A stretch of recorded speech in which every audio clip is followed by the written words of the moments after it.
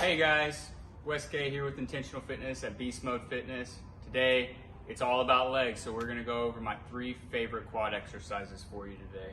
Let's get after it. So guys, what we're gonna start off with is the king of all quad exercises, the leg extension. Now, we're gonna do it a little differently than how the standard leg extension is. Most of the time you'll see people tell you to sit back, grab the handles, extend up, and come straight down, right? We're gonna tweak that a little bit because we wanna target that upper quad a little bit more.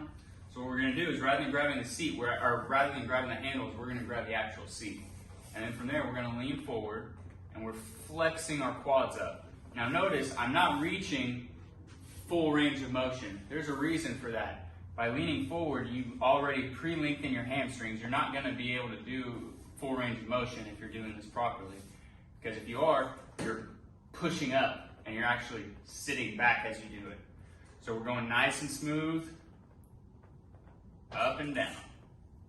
And you're flexing the quad up. You're not pushing with the shin. You want to think of it as trying to squeeze that quad, pull the weight up rather than extend it.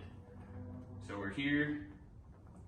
And then if you have to be that person and you want to sit back and rip a couple, start off with this and then perform a drop set with it. Sit back and then finish out, squeeze out a couple more reps out of it.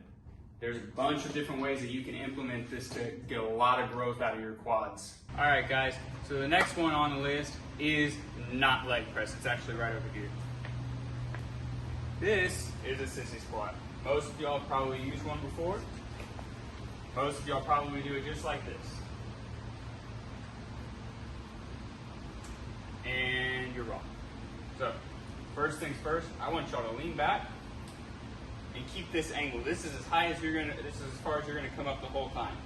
We're still squatting down and bending our knees, and then as we come up, instead of just standing, we're going to treat it like a leg extension. Think of our feet coming forward and up. That's gonna activate our quads and force all of that tension right into our quad instead of into our glutes and our hamstrings. This is one of those exercise, guys, that you throw in as a superset into, so like we hit leg press and then we come in and hit it at the end. Or we do leg extension and then we add this onto it. It's not a standalone exercise, even with weight. Really what our main focus is trying to activate that quad and get more blood into it. If you're concerned about falling over or whatever, first off, it's very hard to do that in this, but you just throw a chair on the back of it.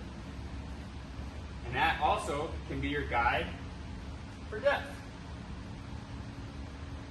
Now, one thing that people accidentally screw up on this is they lean back, they're doing everything right, and then they go like this. And they activate their glutes and push their hips forward. What that's gonna do, guys, is it's actually gonna put a ton of stress on that front part of your knee, your patella. So rather than doing that, we're sitting back. As we come down, touch, and you squeeze with the quads. Don't push those hips forward. Your knees will not appreciate it. All right, guys, we're at the last exercise here. My personal favorite and an old faithful, walking lunges. Now, obviously, we're focusing on quad activation today, so we're going to tweak the form a little bit. Instead of doing our standard forward lunge where our heel is on the ground and our foot, our weight placement on our foot is even, we're actually going to change it up a little bit and go to our toes. That way, we're activating that quad and keeping tension the whole time. Now, there's a bunch of different ways that you can implement this. You can do it just your body weight and pulse, so something like this, where we're in between each rep, hitting that. You can do it with a barbell, you can do it with kettlebells and pass it between your legs. You can do it with kettlebells and just walk. You can do it with dumbbells. My personal preference is to do it with dumbbells.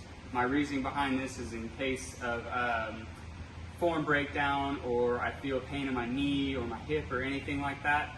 With the dumbbells, if I feel that like right there, I'm just like, oh, drop the weight, recover, move forward. So real quick, just to show you what that looks like. We're here, very even paced. Chest is still upright. Drive that knee up in between each step. staying on that toe. We're not rushing it. We're not falling into it. It is all under our own body control the whole time.